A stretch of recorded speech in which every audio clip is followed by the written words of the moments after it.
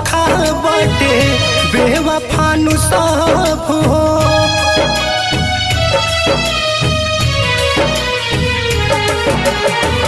देखलन सच्चा हम कही के लाभ हो, मिलल बा धोखा बाटे बेवफानु सब हो।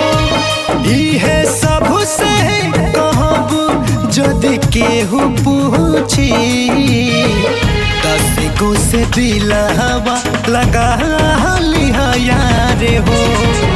एगो टूटी ता एगो झूठी, हाँ 10 गो से दिलवा लगा लिहा यार। एगो टूटी ता एगो झूठी।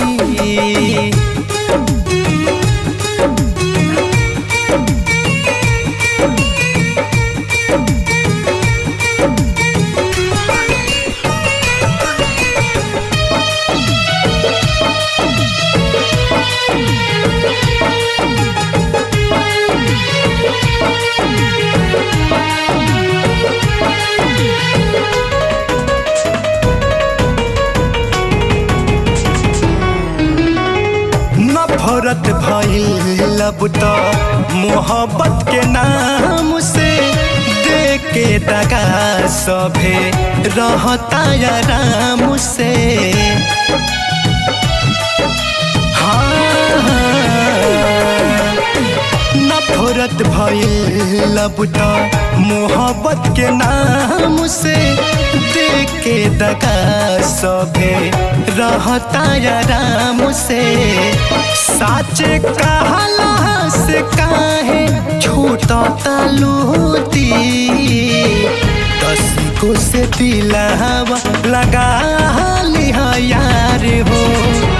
एगो टूटी ता एगो झूठी, हाँ 10 गो से दिलवा लगा लिहा यार। एगो टूटी ता एगो झूठी।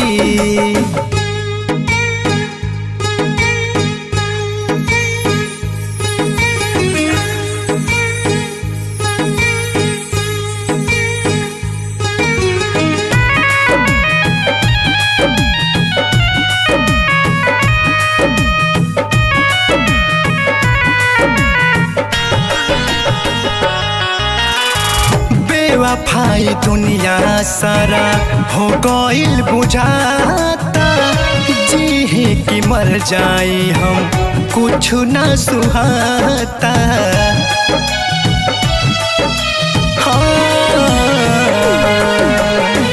बेवफाई दुनिया सारा हो गइल बुझाता, जी कि मर जाई हम कुछ ना सुहाता। सोच सोहन के है रुआई छूटी, 10 गो से दिलवा लगा लिहा यार हो। एगो टूटी ता एगो झूठी, हाँ 10 गो से दिलवा लगा लिहा यार। एगो टूटी ता